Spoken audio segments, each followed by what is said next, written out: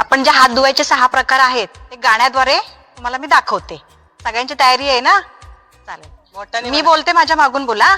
हातात काय पैसा, हातात काय पैसा, हातात काय पैसा, हातात काय पैसा, पाण्यात पोतो मासा,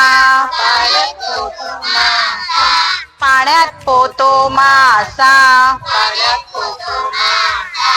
एक घास चिवचा, एक घास माऊचा,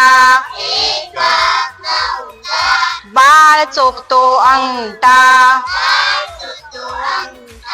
बाळ चोखतो अंगठा,